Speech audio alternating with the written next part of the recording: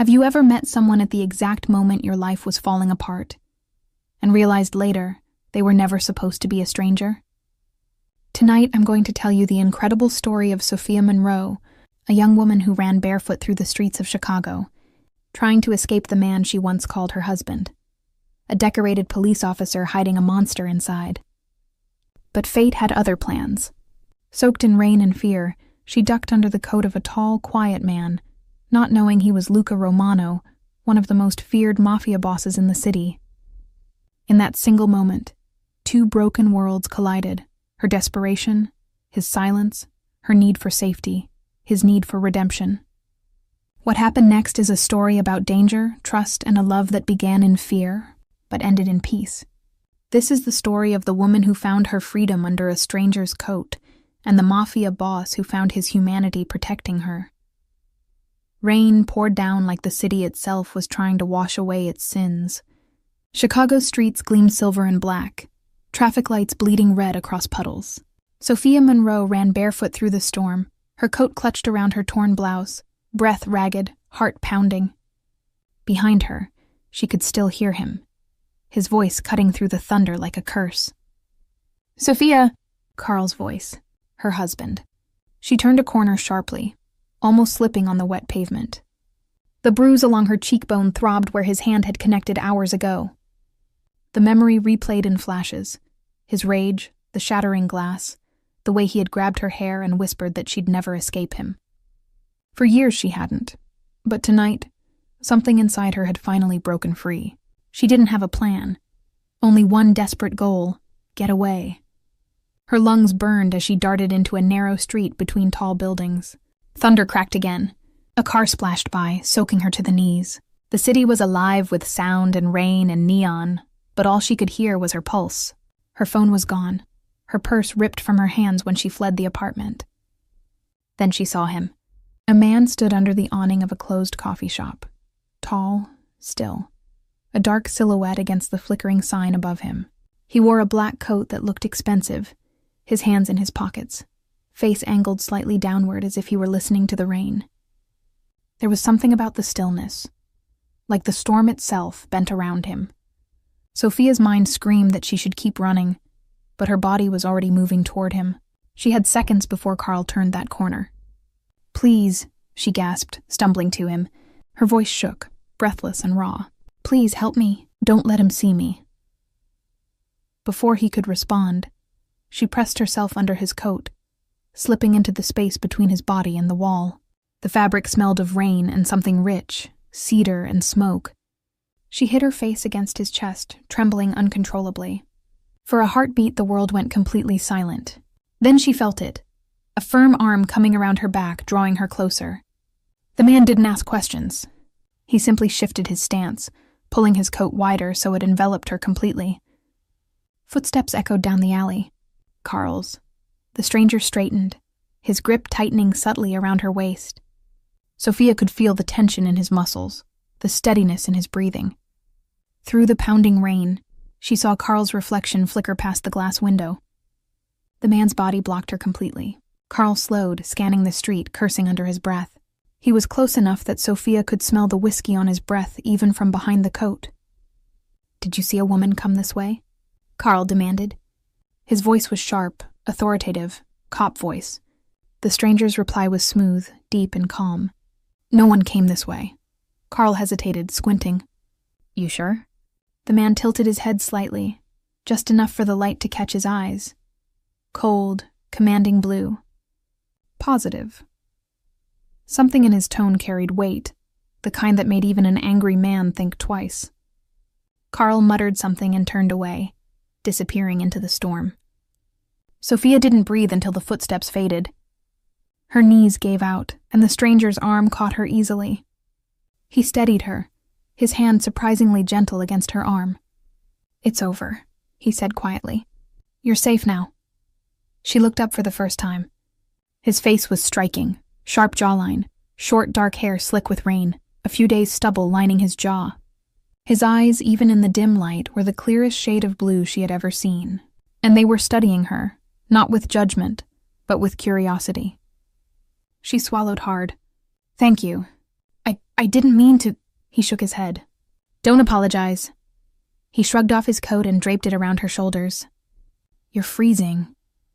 She blinked at him, shivering as the warmth of the fabric enveloped her. I just needed to hide, she whispered. I didn't know where else to go. He watched her for a long moment, as if weighing something in his mind. You're bleeding. Her gaze followed his to the cut on her arm. She hadn't even felt it through the adrenaline. It's nothing, she said, but her voice betrayed her exhaustion. Come on, he said finally, turning toward a black car parked across the street. You can't stay out here. I can't, she stammered.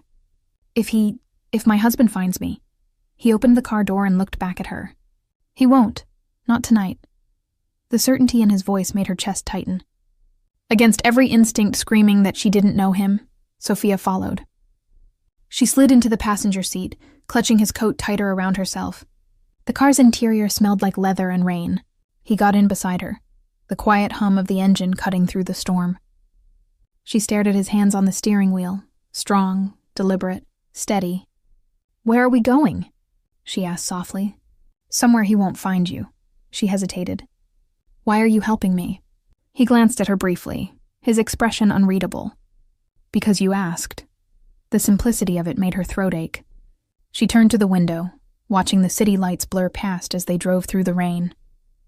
Her mind screamed to ask more, to demand who he was, what he wanted, but exhaustion won.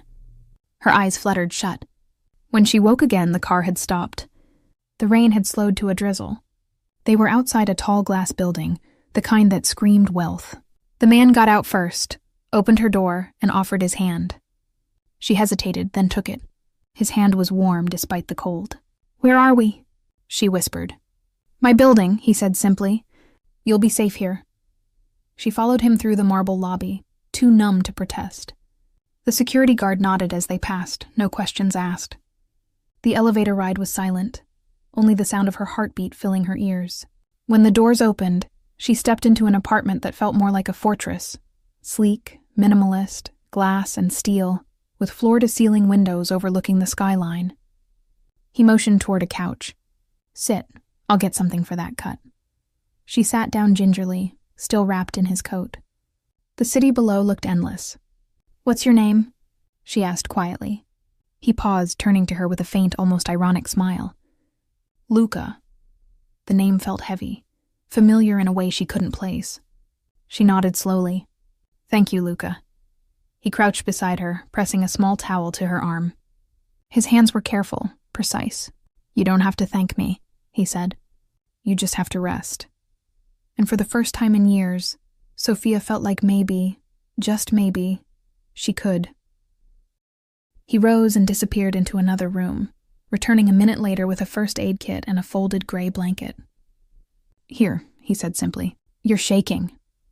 Sophia accepted the blanket, clutching it tightly as he sat across from her, opening antiseptic wipes and bandages with a precision that suggested long practice. His movements were calm, methodical, like someone used to patching wounds, not paper cuts, but real ones. Hold still. The sting of alcohol made her flinch, and his eyes flicked up immediately. Easy, he murmured. I won't hurt you. That quiet assurance said in that low voice broke something inside her. She blinked rapidly, willing the tears not to come. I'm sorry, she whispered, embarrassed by her own trembling. You don't have to be. He wrapped the bandage around her arm, his hand steady, his touch light. You live close? He asked after a pause. Not anymore, she said bitterly. I left. He didn't press. The silence between them wasn't awkward. It was heavy with the kind of understanding two people share when they both know pain, but don't want to name it. After a moment, Luca leaned back. You can use the guest room. Shower, sleep. No one will bother you. Sophia looked around at the vast, immaculate apartment. You live here alone? A faint smile. Alone enough. He stood, walked toward a small bar tucked near the windows, and poured himself a glass of something amber. You should eat, he said without turning. There's food in the kitchen. She didn't move. Why are you being kind to me? He turned then, one hand in his pocket, the other holding the glass. Because you needed it, he said simply. There was no smile now, no softness, only a quiet sincerity that unnerved her. She couldn't remember the last time anyone had helped her, without wanting something in return. When he disappeared into what she assumed was a study, she finally stood and wandered to the tall windows. The city glittered below like scattered jewels. Her reflection looked fragile, pale, eyes red, hair damp and tangled. She didn't recognize herself anymore. A faint noise made her turn. Luca had returned, holding out a folded white shirt and black sweatpants. "You'll drown in them," he said, "but they're clean." She managed a weak laugh. "You don't have to." "I know," he interrupted softly. "But I want to." There was no argument left in her. She took the clothes and went to the guest room. The hot shower burned her skin, washing away the night's dirt, but not the memories. Every time she closed her eyes, she saw Carl's face, the rage twisting it, the promise he'd made. "You'll never leave me alive." When she emerged, the apartment was quiet. Luca was nowhere in sight. She sat on the edge of the bed, his oversized shirt hanging loose on her shoulders. The faint scent of his cologne, wood smoke and leather clung to the fabric. She told herself to sleep, to run in the morning, to find a way to disappear. But exhaustion pulled her under before she could decide. Sunlight found her through the half-open curtains. For a second, waking felt like safety. Then she remembered everything. She sat up fast, scanning the room. Her clothes were neatly folded on a chair, dry and clean. A tray rested on the nightstand. Coffee, toast, fruit. She stepped into the living room cautiously. Luca stood by the window, a phone to his ear. His tone clipped but calm. "No, keep it quiet," he said. "If anyone asks, she's family. That's all they need to know." When he hung up and turned, his expression softened. "You should eat." Sophia hesitated. "You called someone about me." "I told my staff you're under my protection," he said simply. "Protection?" she repeated. He shrugged. "You looked like you needed it." Something about the word protection made her chest tighten. She wanted to thank him, but gratitude felt too small for what he'd done. Instead, she sat down at the table and picked at the fruit. He watched her for a moment, then said, "You don't have to tell me who he is. But whoever hurt you, he won't come near this building." Her fork froze midair. "You don't know that." He met her eyes, his calm almost frightening. "I do." A long silence stretched between them. Finally, she whispered, "He's a cop. He'll find me." For the first time, Luca's jaw tightened. "Then I'll make sure he wishes he hadn't." The way he said it, quiet, final, sent a chill through her. She realized she knew nothing about this man. "Who are you?" she asked. He looked at her for a long beat, then set his glass down. "Luca Romano." She blinked. The name sounded familiar, heavy. It took a second to place it. Then she remembered headlines she'd skimmed years ago. Rumors, speculation, whispers about a powerful family that controlled half of Chicago's underworld. "You," her voice faltered. "You're that Luca Romano?" He didn't deny it. Sophia's breath hitched. The coat, the silence, the way the security guard hadn't even looked at her. It all made sudden, terrifying sense. "Oh my God." She pushed back from the table. "I can't be here." He didn't move, just watched her panic. "Where would you go?" "Anywhere," she said. "Away from this." "Back to him?" The question hit like a slap. "No." "Then stay," he said, his voice low. "At least until you figure out what away looks like." She hesitated. "You expect me to trust a man people call a criminal?" He leaned forward slightly.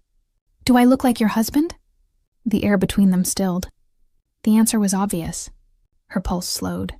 She exhaled shakily. "No," she said. "You don't? Then start there," he said. He rose, slipped on his jacket, and nodded toward the door. "I'll be gone a few hours. There's food, clothes, anything you need. Don't open the door for anyone." When he was gone, the silence pressed in. Sophia sank into the couch, staring out at the skyline. Somewhere out there, Carl was probably tearing the city apart to find her. She should run while she still could. But instead, she pulled his coat tighter around her and whispered to no one. Just one more day. The hours crept by slowly. Outside the floor-to-ceiling windows, the rain thinned into a cold, gray drizzle. Sophia tried to distract herself. She made coffee, wandered through the vast apartment, folded and refolded the blanket. But nothing quieted the restless fear crawling under her skin. Every creak of the building made her heart jump. She stopped at the bookshelf along the far wall, rows of first editions, neat and precise. A framed photo sat among them. Luca, younger, standing beside a dark-haired man who looked enough like him to be family. Both were smiling, but there was something restrained about Luca's grin, as if even then he was holding something back. Beneath the photo was a small silver urn. The sight of it made her chest tighten. Whoever that man was, he mattered. The elevator chimed. Sophia froze. A keycard swipe. The soft roll of wheels on marble.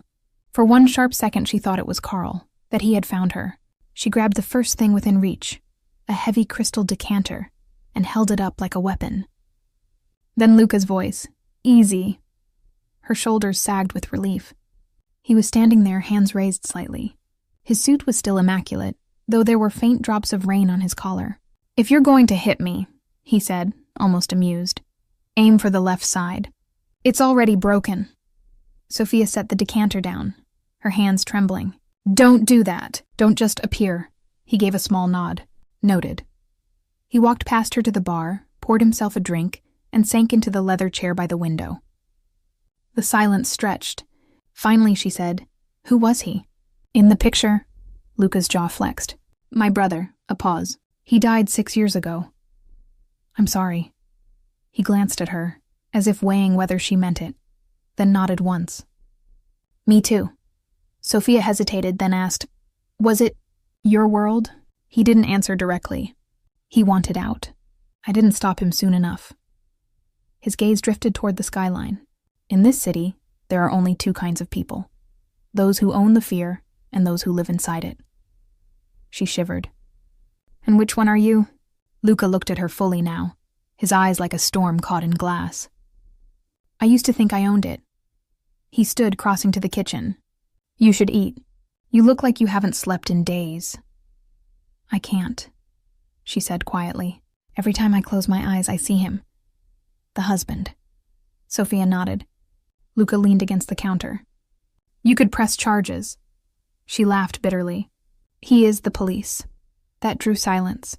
Then, softly, Luca said, "Then we do it another way." Something in his tone sent a chill down her spine. "What way?" He set his glass down, eyes unreadable. "You let me handle it." She stared at him, searching his face.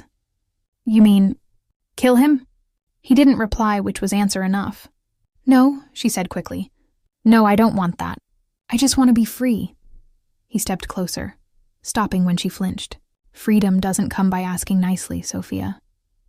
It's not your decision." "Then make one," he said quietly. "Run if you want, but he'll find you again. He'll keep finding you until someone stops him." Her throat worked. "And that someone is you? I keep my promises." The certainty in his voice frightened her almost as much as Carl's temper. But beneath it was something else, a conviction that sounded almost like faith. "Why?" she asked. "Why do you care what happens to me?" He exhaled slowly. "Because when you ran into me last night, you didn't scream." That confused her. "What does that mean?" "Most people do," he said, and walked away before she could reply. That night, sleep came in fragments. She dreamt of shadows and rain, of running down endless streets. She woke to thunder again, her heart pounding.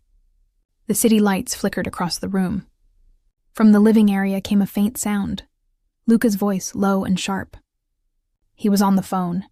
"No, Dante, no one touches her. I don't care what he did in uniform." He breathes another threat. He disappears. Quietly. Sophia sat frozen. No one touches her. The words echoed through her mind. She should have felt safe, but instead, she felt a dangerous pull, a warmth that terrified her more than the threat itself. She lay back down, eyes fixed on the ceiling, listening as his footsteps passed the doorway. For a long moment, he stood there watching her. Then the soft click of the door, and he was gone. Morning brought a fragile calm. The city buzzed below, horns and chatter like distant waves. Luca was gone again. but he'd left a note on the counter in bold, careful handwriting. "Stay inside. Someone will bring you breakfast. Don't open the door." Ella knock came an hour later. She almost ignored it, then peeked through the small camera screen by the door. A young woman stood outside holding a paper bag. Brunette, neat, polite smile. Sophia hesitated, then opened the door. "You must be Sophia," the woman said softly. "I'm Elena. I work for Mr. Romano." Sophia blinked. "You know about me?" Elena smiled faintly. "He doesn't let many people know things. But he trusts me." She handed over the bag. "There's coffee and pastries. And this." Inside was a phone. A brand new one. Elena's tone was gentle but firm. "He said if you ever need him, call that number." "Only that number?" Sophia turned the device over in her hand. "He doesn't even know me." Elena's smile deepened. "That's exactly why he's helping you. He doesn't know how to stop." That afternoon, Sophia wandered again. The air inside the penthouse was still, the city hummed below a dull heartbeat. She found herself by the piano in the corner, an antique Steinway, dustless and perfectly tuned. She ran her fingers across the keys. One note echoed, then another, soft, tentative, until the melody began to form, a tune she hadn't played since she was 16. She didn't hear Luca return until the final chord faded. He stood in the doorway watching her, rain dripping from his coat. For a moment, neither spoke. "I didn't know you played," he said. She startled, embarrassed. "Sorry, I shouldn't have—" "It's fine," he interrupted. "It's nice." He walked closer, leaving wet footprints on the floor. "What's it called?" "Clair de Lune. My mother used to play it." He nodded slowly. "She taught you?" "She tried." Sophia smiled faintly. "I wasn't very good at lessons." Luca's eyes softened. "You're better than you think." The compliment felt strange coming from him, unexpectedly gentle. He hung up his coat and sat on the couch, elbows resting on his knees. "You look less afraid today." "I'm trying not to be," she said. "Keep trying." For a moment, the sound of the rain filled the silence between them. Then he said quietly, "I met with someone this morning. Your husband filed a missing person report." Her blood ran cold. "He's looking for me. He's looking for both of us now." Her gaze shot up. "What do you mean?" "He knows you were with a man. There are cameras outside that cafe." His voice stayed calm, but his jaw was tight. "That means he knows my name." Sophia gripped the edge of the piano. "So now what?" "Now," Luca said, "I make sure he never uses it again." He turned from her and walked toward the window. The skyline lay beneath them, gray and endless, the lake beyond it glimmering like cold steel.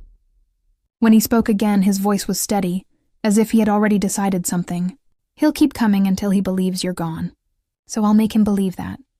Sophia frowned. "You can't. What does that even mean?" Luca faced her. "It means that by the time I'm done, the only thing left of your husband's reach will be his badge and his pride. Both will be useless." She shook her head. "You can't just destroy people." "I don't destroy people," he said. "I remove threats." The calmness in those 3 words chilled her. He took a step closer, and the light caught the faint scar along his jaw. "Don't look at me like that," he said quietly. "You came to me to be safe. Let me make you safe."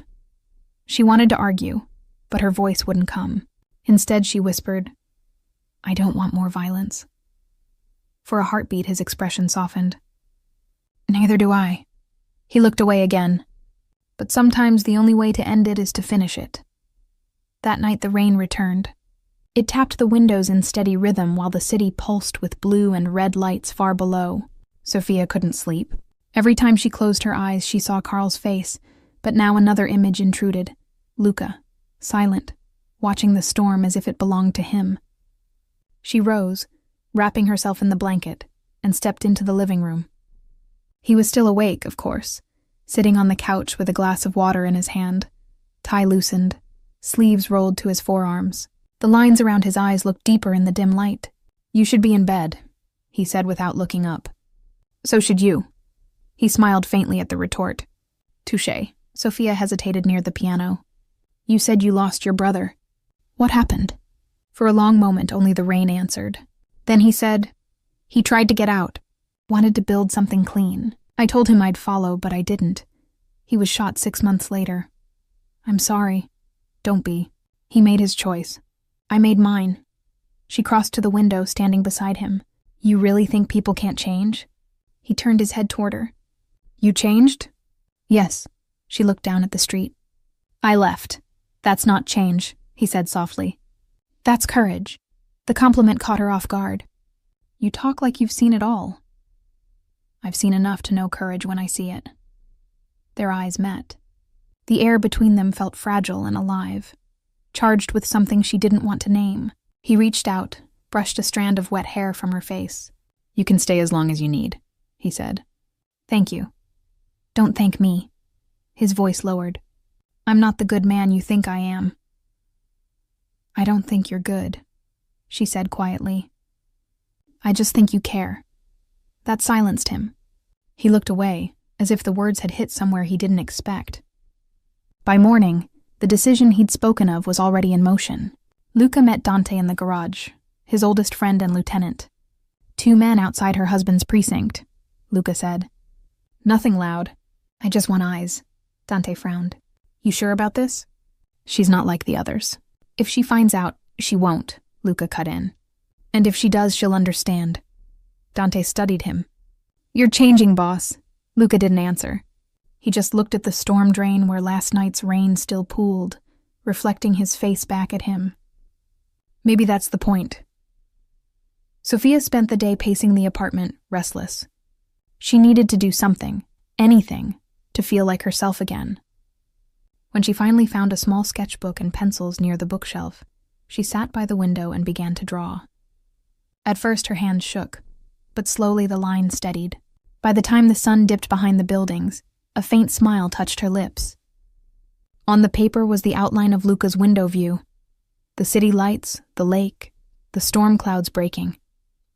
She didn't hear him come in. That's good, he said from behind her. She startled, then relaxed. You shouldn't sneak up on people. I wasn't sneaking. He leaned down to see. You made it look peaceful. Maybe I just wanted to see it that way. He looked at her, the corner of his mouth twitching. You think I could ever be peaceful? You could try. Wouldn't suit me. It might surprise you, she said. Something unreadable passed through his eyes. He set a small box on the table. What's this? She asked. New passport, he said. New name, if you want to leave the country. Her breath caught. You did this? You said you wanted freedom. I'm giving it to you. She opened the box. Inside lay a passport, crisp bills, a phone. The name read Sophie Lane. Her hands trembled. You could get in trouble for this. I've been in trouble my whole life, he said. At least this time it's for something that matters. She looked up at him. Why are you doing this for me? He met her eyes. Because the night you ran under my coat, I realized what it looks like when someone still believes they deserve to live. Later, as dusk bled into night, Luca's phone buzzed. He listened for a few seconds, face tightening. When he hung up, he turned toward her. Your husband's on the move. He's asking about me through people he shouldn't. Sophia's stomach nodded. You said you'd make him stop. Without killing him. I will. How? He didn't answer. He just grabbed his coat. She caught his arm. Luca, please. Don't become what he is. He paused. For a second, she saw the conflict flicker in his eyes. Then he said quietly, sometimes the only way to stop a monster is to remind him he's not the only one. He walked out before she could stop him. He found Carl Monroe outside a downtown bar, the kind that hid cops who didn't want to be seen drinking. Luca stepped out of the shadows as Carl lit a cigarette. The detective froze, hand going instinctively toward his weapon, but Luca was faster, just one step closer, a quiet command in his posture. I know what you've done, Luca said. And I know what you'll do if I let you, Carl sneered. You think you can scare me? I'm the law. You're the reason she's afraid of every sound in her own house. Carl laughed, but it was thin. She's mine. Luca's eyes went cold. Not anymore. He stepped forward, lowered his voice. You're going to sign the papers. You're going to walk away. You're going to forget she ever existed. And if I don't? Luca leaned close enough that Carl could smell the rain on his coat. Then every man in this city will know what kind of cop you are. What you do behind closed doors. Carl's face blanched. You can't prove— I don't need proof, Luca said. I just need people to believe. The silence that followed was enough. Carl's hand trembled around the cigarette. You're insane. No, Luca said. Just thorough. He turned and walked away, leaving the detective staring after him, the ember of his cigarette dying in the rain.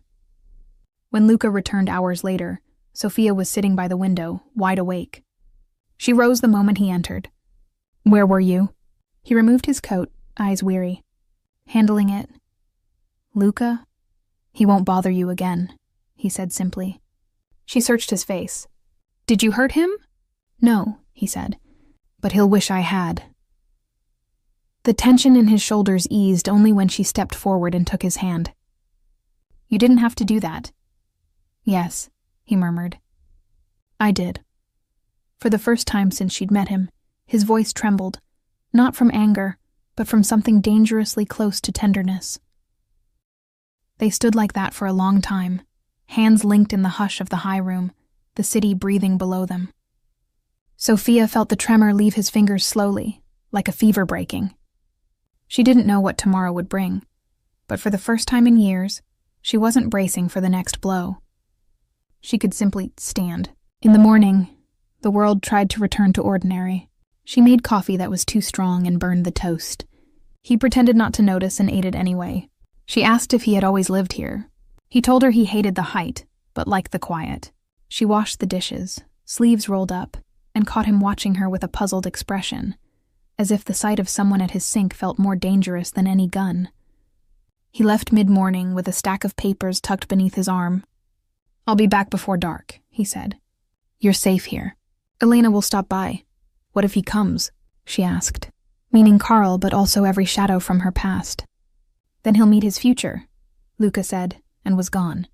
Elena came with groceries and steady eyes. They cooked with the radio low, garlic, tomatoes, pasta thrown into boiling water. Sophia chopped basil, hands surer than yesterday. He's different around you, Elena said quietly, as though remarking on the weather. Careful with that.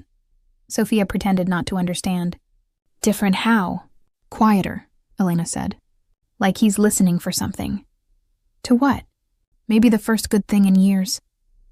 Sophia wanted to push the idea away, but it lodged beneath her ribs. After lunch, she drew again. This time the shape of Luca's hands wrapped around a coffee cup. She kept smudging the lines and starting over until the door beeped and footsteps crossed the marble. He looked tired but unharmed. He dropped his keys in the dish and paused at the sight of her drawing. Heat climbed her neck. It's nothing, she said, flipping the page. Let me see. She hesitated, then turned it around. He studied it longer than she expected, not speaking, a small crease between his brows. You made them look gentle, he said at last. Aren't they? She asked. The crease smoothed. Not usually. He changed the subject by asking her to play the piano again. She tried to refuse. He insisted, and in the end they traded. One song for one story. She played faltering Debussy and told him about the summer her mother taught her all the white keys first, because black looked too serious for a child. He told her how he and his brother used to steal oranges from a market and eat them on the steps, juice running down their arms, certain they were kings. The second song came easier. The second story came harder. How his brother bought him a suit for his first meeting. How the fabric felt like a promise he didn't deserve. I'm not proud of who I am, he said, not looking at her. But I know how to be him. You can learn someone else, she said, almost in a whisper. He shook his head slightly as if refusing grace. Still, that night he slept on the couch across the room instead of in his bed down the hall, as if his body had decided to keep watch near her in a way his mind wouldn't name. The next morning, the calm broke. Dante arrived with news that settled like ash. Internal Affairs is sniffing around your name, he told Luca near the kitchen island, eyes flicking to Sophia in apology. And Caruso's people. 2 cars circling blocks they don't own. Your message to the detective bounced into the wrong ears. Sophia went cold. Caruso? A family that thinks everything soft is leverage, Luca said simply. He reached for his phone, then stopped, looking at Sophia. Pack a small bag. I thought you said, you're safe here until you aren't, he said. And today you aren't. He moved with precise calm, calling for an unmarked car, dropping a note to Elena, palming 2 phones into his pocket. In the guest room, Sophia folded clothes with shaking hands. A thought kept pressing through the fear. The way his gaze had softened when she drew his hands. The way he ate burnt toast. The way he said pack like an apology. They left through the service corridor, down a freight elevator that smelled like oil and dust. The car was plain, dark, forgettable. Dante drove. Luca sat beside her, one hand resting on the center console as if his fingers could keep the world from sliding off the road. The city unfurled, then thinned, warehouses giving way to older streets near the river. When they finally stopped, it was in front of a brick building with a faded sign and nothing else to recommend it. Why here? She asked as Luca unlocked a side door. Because no one looks twice at a place everyone forgot, he said. Inside was a different world. Hushed, cool. A loft with wood beams and soft lamps. 2 rooms and a kitchen that looked used. A stack of records, a wool blanket on the back of a couch, a ceramic bowl that had been mended along a crack with gold glue. Her fingers went to the seam. Kintsugi, he said, noticing. Fixing something with gold so the break becomes part of the design. That's beautiful, she said. He handed her a key on a worn leather fob. If I say run, you don't argue. Will you run with me? She asked before she could stop herself. He didn't answer. He showed her the fire exit and the spare phone and where the first aid kit lived. He cooked eggs badly and pretended they were good. She pretended to believe him. The quiet between them was a kind that felt chosen. Night thickened early along the river. Rain threatened again, then decided to hold. Luca double-checked the window locks. Dante walked a perimeter and didn't like what he found. A car that had passed twice too slowly. A man in a cap who didn't look up when a siren went by. Company, Dante said, stepping inside. Not ours. Luca's body stilled. He looked at Sophia. Back room. Lights off. His voice had shifted, not cruel, not loud. Steel under velvet. She obeyed. Every nerve remembering old drills learned in fear, her body moving before her mind caught up. In the dark she could hear them. Footsteps in the hall outside. A quiet knock that didn't belong to a neighbor. The polite scrape of danger rehearsing patience. Luca opened the door on the second knock, chain still on. Closed, he said. We're not here to shop, a voice replied, low and amused. Mr. Romano, you've been hard to reach. Try harder, Luca said and closed the door. The third knock came with a hand on the frame and a shove. The chain held. The wood complained. Dante was there now. The click of safety off a small weapon, a whisper Sophia felt in her spine. The voice outside was patient. We could talk here, it offered, or in the kind of place where walls tell secrets. Luca didn't raise his voice. You're not invited. Silence stretched, then footsteps retreated. A car door opened and closed. Dante exhaled. They'll be back, he said. I know, Luca replied. He waited a full minute before he went to find her. She was in the back room, sitting on the floor beside the bed, hands pressed flat against the wood like a diver steadying herself underwater. He crouched, not touching, lowering his head to her level. They're gone, he said. For now. She nodded without lifting her hands. I hate this, she whispered. Hiding from the next knock. I know. I thought leaving him would make me brave, but all I ever do is wait. You ran, he said. That was the bravest thing you've ever done. She swallowed. If I stay with you, does the waiting end? He could have lied. He didn't. I can't promise that. Then what can you promise? He looked at her a long time, the blue of his eyes darker in the low light. That when it comes, I'm the one between you and it. Something in her breathing steadied. Something in his finally let go. She reached for his hand on the floor and laced her fingers through his. They sat like that until their legs went numb, and the quiet became less like hiding and more like rest. For 3 days the river building held. They learned each other's ordinary. The way she hummed without realizing when she made tea. The way he stood with his shoulder against a doorframe when he was thinking. How she bit the inside of her cheek when she was choosing between fear and anger. How his temper cooled faster when she touched his wrist. On the second night, she woke from a dream with her heart racing and found him already there in the doorway, one hand on the jamb, like some old story where the guardian never sleeps. She smiled in the dark before she could stop herself. "You look ridiculous," she whispered. "Go back to sleep," he whispered back. But the world never forgets a debt. On the fourth afternoon, while Luca took a call near the window and Dante pretended to read a newspaper he'd already memorized, Sophia's new phone buzzed. An unknown number. She stared at it until it stopped, started to put it down, and it buzzed again. Her thumb hovered, then pressed. "Hello?" A breath. Then Carl's voice, almost gentle. "Sophie." Her chest went ice cold. "Don't call me that." "You sound good," he said. "Healthy. I've been worried." "Don't," she said, forcing her voice not to shake. "I'm not yours." "Everyone belongs to someone," he murmured. "You belong where you're kept safe." She nearly hung up. Then he said, "He can't keep you safe. You don't get to talk about safety."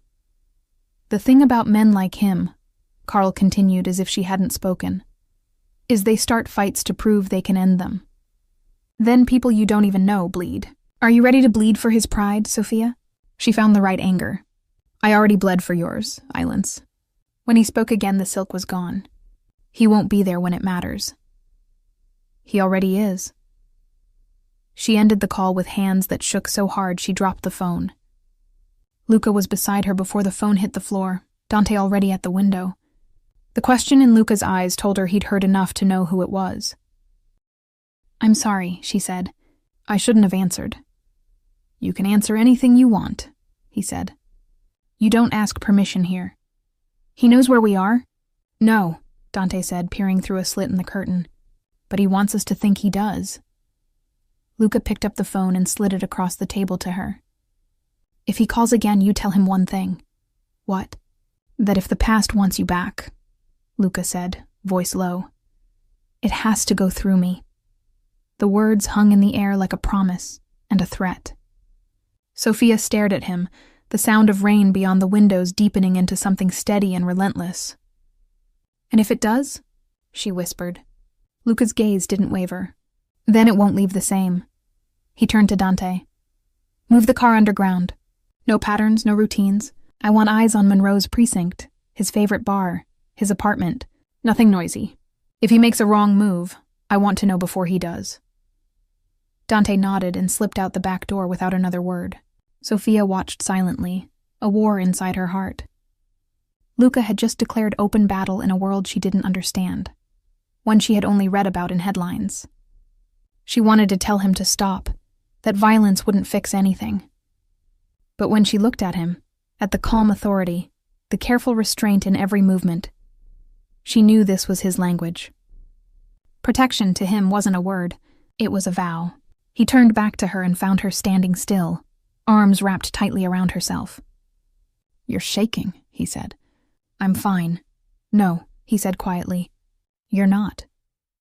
He stepped closer, slow enough for her to stop him if she wanted. She didn't. His hands came up and rested lightly on her arms, steady and warm.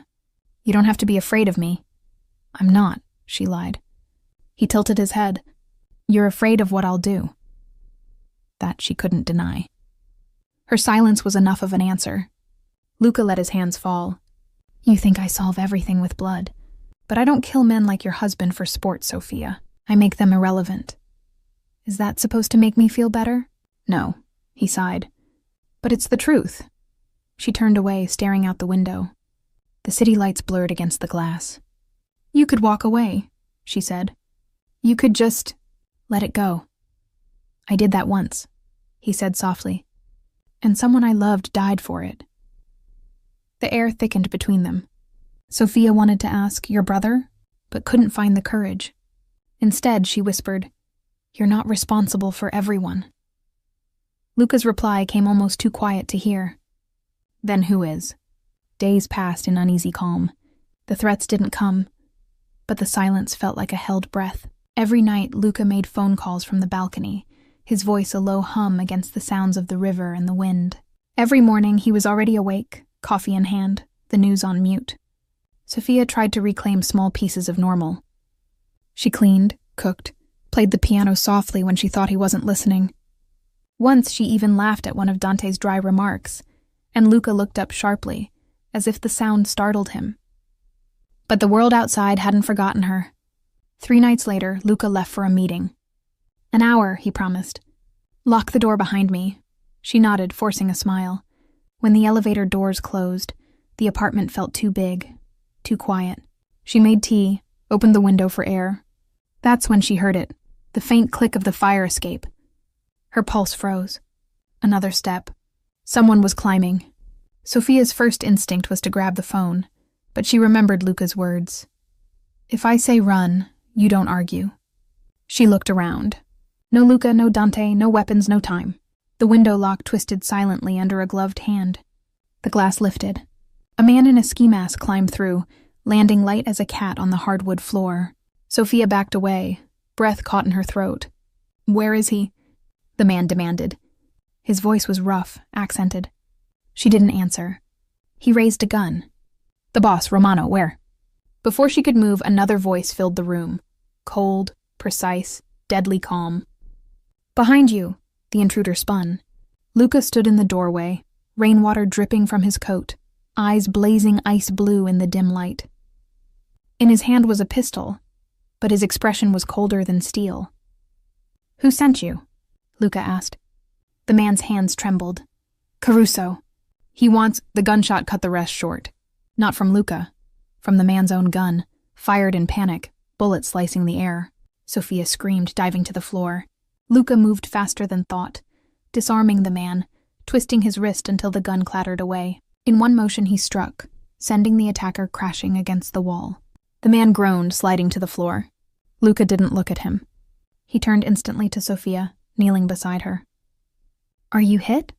She shook her head, tears already blurring her vision. "No, I don't—" His hands came up to frame her face. "Look at me," she did. His eyes softened just enough to break the panic. "You're safe," he said. "You're safe, Bella." She didn't even notice he'd called her that. Beautiful in Italian, said like a prayer. When the police sirens began to echo in the distance, Luca stood and gave Dante a brief nod as he entered through the back door. "Clean it up, quietly." Dante glanced at Sophia. "You sure about this, boss?" Luca's gaze didn't leave her. "More sure than I've ever been about anything." That night, Sophia sat on the couch, wrapped in a blanket. Her hands still trembled. Luca stood by the window, silent. Finally, she said, "You killed him." "He would have killed you," he replied evenly. "That's not the point. Then what is?" She turned to face him, anger sparking through the fear. "That you think this violence is normal. That you think the world bends when you tell it to." He crossed the room slowly. "The world doesn't bend. I make sure it doesn't break." Sophia's voice cracked. "At what cost?" For the first time, he hesitated. The hardness faltered. "I don't know anymore," he admitted. She stared at him, searching for the man who had held her under his coat in the rain. "You think you're saving me, Luca, but you're destroying yourself." He smiled sadly. "Maybe those are the same thing." Before she could answer, he turned away, shoulders tense, fists at his sides. The silence stretched until it felt unbearable. Then softly she said, "You're not alone anymore." He froze. "I don't need a savior," she whispered. "I need someone who wants to live." When he looked back at her, there was something raw in his expression, something that looked a lot like hope. He walked back slowly and sank to the floor in front of her, his head resting against her knees. "You make it sound so easy," he said. "It's not," she murmured, running a trembling hand through his hair. "But it's possible." And for the first time in years, Luca closed his eyes, not from exhaustion or defeat, but from the fragile relief of being believed. They left the city before dawn, the sky a washed-out gray over the freeway. Dante drove. Sophia sat in the back seat with a duffel at her feet, staring at the blurred light sliding across the window. Luca rode beside her, silent, one hand braced against the door. No one spoke for miles. When the skyline finally shrank behind them, Sophia whispered. Where are we going? North, Luca said. A place by the lake. It's quiet. Dante added without looking back. No cameras, no questions. She nodded, clutching the coat tighter around her. And then what? Then we breathe, Luca said. The cabin waited at the end of a dirt road, half hidden among birches and pines. A small dock reached out over still water. Inside, the air smelled of cedar and old smoke. Luca opened the windows, let the lake wind roll through, then set his gun on the counter and said, No business here. Sophia walked slowly through the single room. Wood stove, worn sofa, shelves lined with books whose spines had faded. You come here often? Only when I forget who I am, he said. You forget? Not enough. They ate whatever Dante found in the pantry. Canned soup, crackers, instant coffee. And afterward, Luca sent him to the nearest town for supplies. When the car disappeared down the road, quiet settled like dust. Sophia stood on the dock, arms folded, staring at her reflection trembling on the surface. Luca joined her after a while, hands in his pockets. You don't like silence, he said. It reminds me I don't know what comes next. You don't have to. She glanced up at him. You always sound like you have an answer. I've had years to practice sounding certain. Does it work? He smiled without humor. Sometimes. A breeze lifted her hair. The scent of pine wrapped around them. She turned back to the lake. I keep thinking about the night I ran into you, she said. If I'd gone the other way, you'd still be running, he finished. And I'd still be standing in the rain wondering what it feels like to be found. The words slipped out before he could stop them. They hung there, fragile and real. She didn't answer, only reached for his hand. He let her take it. Days blurred into a rhythm. They patched the leak in the roof together, cooked badly, laughed once or twice. Sophia drew again. Luca read from old books with pages yellowed at the edges. He started sleeping in the chair near the door, pistol on the table beside him. When she protested, he said, Habit. One evening she woke from a nightmare. Carl's shadow at the end of a hallway, his voice calling her name, and found Luca already beside the bed. He didn't touch her. He just sat until her breathing slowed. You ever get tired of saving people? She asked in the dark. He shook his head. I only learned how to save one. Your brother. And now you. She reached for his hand, squeezed it. Maybe it's time you learn to save yourself. By the fourth night, the storm came in from the north, heavy rain drumming on the roof. Dante's text arrived just before the power flickered. Monroe missing, Caruso making moves. Luca read it twice, jaw tight. We have a window, he said. They'll be looking for me in the city. Not here. Sophia sat up. What are you planning? An ending. No, she said quickly. Not like that. I don't intend to die, he said. But I intend to stop running. Then let me come with you. He hesitated. You don't belong in that world. I didn't belong in his either, she said. But I survived. He looked at her for a long time. You don't understand what you're asking. I'm asking to stop being the thing people protect. I want to stand beside you. Something shifted behind his eyes. You're stubborn. So are you. Rain streaked down the glass, thunder rolling like the city's heartbeat echoing across the lake. He finally said, If you stay by my side, you listen to me, always. She nodded. Then take me with you. They returned to Chicago 2 days later. The storm had passed, leaving the streets slick and shining. Dante had set up a meeting in a warehouse near the river, a neutral ground. Caruso wanted to negotiate, or so he claimed. Sophia waited in the car while Luca and Dante went inside. The building loomed like a sleeping beast, its windows boarded, graffiti running down the walls. The minutes crawled. Then a single gunshot cracked through the air. Sophia's hand flew to the door handle. Another shot, a shout. She ran before she could think, rain starting again, her shoes splashing through puddles. She pushed through the heavy door just as Luca was backing toward a stack of crates, gun raised. Caruso's men surrounded him, half shadows in the dim light. Stop! She shouted. Luca's head whipped toward her. No! The distraction was enough. One of the men lunged, another fired. The sound was deafening. Sophia felt something hot graze her arm, stumbled, fell. Luca turned and returned fire. Precise, brutal. 2 men went down, the rest scattered. When the silence came, it was broken only by the rain leaking through the roof. He was beside her in seconds, pulling her against him. "You're hit?" "It's nothing," she gasped. "Just—" His hands were already checking, gentle but desperate. The bullet had torn her sleeve, left a shallow burn. Relief flashed across his face, then fury. "You shouldn't have come in. You shouldn't have gone in alone," she whispered. He let out a breath that was half laugh, half sob, then pulled her close. "You ruin all my plans." "Good," she said into his chest. They hid the car under an overpass while Dante cleaned the grays and radioed a cleanup crew. Sophia sat with her head on Luca's shoulder, exhaustion pressing down like gravity. "Is it over?" she asked. "Almost." "What happens after almost?" He looked out at the lights shimmering on the river. "After almost, we start over." "You really think we can?" He met her eyes. "I think we already did." Weeks later, headlines whispered of arrests, of deals brokered in back rooms, of a detective resigning quietly from the force. No one mentioned the woman who vanished from his report, or the man who disappeared from the rumor mill. In a small house near the lake, far from the skyline, Sophia painted again. Her canvases were full of light and motion, storms breaking, water rippling, a single figure standing under an umbrella. Luca fixed the roof, burned his old contacts list, learned how to make pasta that didn't come from a box. Sometimes she caught him watching her with an expression that was almost disbelief, as if he couldn't quite accept the peace they'd made. One evening she found him on the porch, sunset bleeding gold across the water. She slipped her arms around his waist and rested her cheek against his back, the same place she had hidden the night they met. He covered her hands with his. "Still hiding?" he asked. "No," she said softly. "Just remembering." He turned, cupped her face, brushed a kiss against her forehead.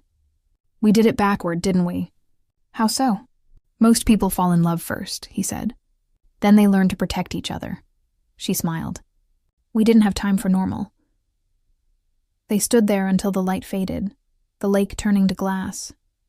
For the first time in either of their lives, the silence didn't feel like waiting for danger. It felt like home. The morning sun spilled across the kitchen, painting everything gold. The wooden table, the half-empty coffee cups, the sketchbooks scattered beside them. Outside, gulls wheeled above the water, their cries sharp and clean. Sophia leaned against the counter, hair tied up, sleeves rolled past her elbows. Her hands smelled faintly of turpentine. She'd been working since dawn. Across the room, Luca stood at the stove, flipping pancakes with the precision of a man used to handling far more dangerous tools. "Those are almost edible," she teased. He glanced over his shoulder. "That's progress. Big step for a man who used to settle everything with threats." He smirked, set the spatula down, and poured 2 coffees. "Now I negotiate with syrup." She crossed the room and kissed his cheek. "Better weapon." For a moment they were quiet, the kind of quiet that felt earned. The radio murmured an old jazz tune. The lake beyond the window shimmered like polished metal. This house had become their world. No guards, no bulletproof glass, no secrets tucked into briefcases. Just mornings like this, small and ordinary, the kind neither of them had ever believed they'd deserve. Sometimes she still caught a flicker of the old wariness in him. The way his eyes swept the street before he opened the door, the habit of checking the windows twice before bed. But it softened quicker now. The man who once ruled half the city by fear had learned to live without it. "You have paint on your face," he said. She touched her cheek, laughed. "Everywhere, probably." He handed her a napkin. "Galleries coming along?" She nodded. "Opening next month." "It doesn't feel real." "It's real," he said. "You made it that way." When she looked at him, something inside her tightened. The same astonishment she still felt whenever she realized that this was her life. That the same man who had dragged her from darkness had chosen to stay in the light beside her. "And you?" she asked. "What will you do when I'm famous and busy?" He shrugged, a trace of the old grin. "Retire gracefully. Fix the porch. Learn to swim," she laughed. "You in a lake?" "That I need to see." "I can float," he said defensively. "Luca, you can barely relax." He reached across the table, caught her hand and pressed a kiss to her wrist. "I'm learning." Later that afternoon, they drove into town. The small harbor buzzed with weekend noise. Families, markets, the smell of fresh bread. Luca carried the groceries while Sophia stopped to talk to the baker, the bookseller, the kid from the pier who brought her seashells for her art. People greeted her by name. They greeted Luca with polite curiosity. Most knew him as Mr. Romano, the quiet man who fixed things for the church and donated lumber to the new library. No one asked about the past, and he never offered. As they walked back to the car, Sophia slipped her hand into his. "You fit here," she said. "I didn't think I could fit anywhere. You just needed less space to fill." He squeezed her hand. "And you needed more," she smiled. "Guess we balanced out." That night, thunder rolled far out over the water, a summer storm heading east. They sat on the porch with the lights off, the world silvered by lightning. The smell of rain took her back, to that first night, to the city, to the stranger's coat she'd hidden under. She looked at him now and felt the same strange safety. He noticed her staring. "What?" "Just thinking. Dangerous habit. About the first time I saw you." He chuckled softly. "I was hoping you'd forgotten." "Never. You looked impossible." "I was." She turned her head against his shoulder. "And now?" "Now I'm human," he said. "And that's your fault. I'll take the blame." Lightning flared. He caught her chin, kissed her. The rain began, soft and steady, drumming on the roof. They stayed outside, soaked and laughing, until the chill drove them in. Inside, she lit a fire and he poured wine, and the storm moved east, leaving only the hiss of water on the windows and the steady crackle of the flames. Months later, her gallery opened. The collection was called The Distance Between Storms, paintings of rain, of shelter, of the moments when fear and beauty lived in the same breath. The final canvas, placed at the center, showed a woman under a stranger's coat, light spilling around them, the city dissolving into shadow. The signature in the corner read SMR. Luca stood at the back of the room, unnoticed, a suit instead of a leather coat, hands folded behind him. When Sophia finished her speech and the crowd began to mingle, she found him where he always was, near the exit, watching. She reached up, straightened his tie. "Still guarding the door?" she teased. "Old habits." She nodded toward the painting. "Do you like it?" He looked at it for a long moment. "It's the night everything changed. For both of us." He smiled faintly. "You made it beautiful." "It already was," she said. "You just didn't see it yet." On the drive home, the city faded in the rearview mirror, replaced by open road and the first faint stars. He drove with one hand on the wheel, the other resting palm up between them. She slid her fingers into his. "Tell me something true," she said. He thought for a moment. "I used to think love was a weakness. And now? Now I know it's the only thing that makes men like me stop fighting." She smiled at the road ahead. "You're still fighting, though." "Only the ghosts," he said. "Winning?" "Most days." The headlights carved twin paths through the darkness, leading them home. The lake would be waiting, the porch light they never locked, the scent of cedar in the walls. No past knocking at the door, no coats needed for hiding, only the quiet knowledge that they had both survived the storm. And somewhere deep inside that calm, in the rhythm of tires against asphalt, and the faint hum of her humming beside him, Luca realized he had finally learned what peace felt like. Not the kind bought with fear or control, but the kind earned by choosing to stay. He looked at her, the woman who had once run under his coat and changed everything, and whispered, "Best wrong turn I ever made."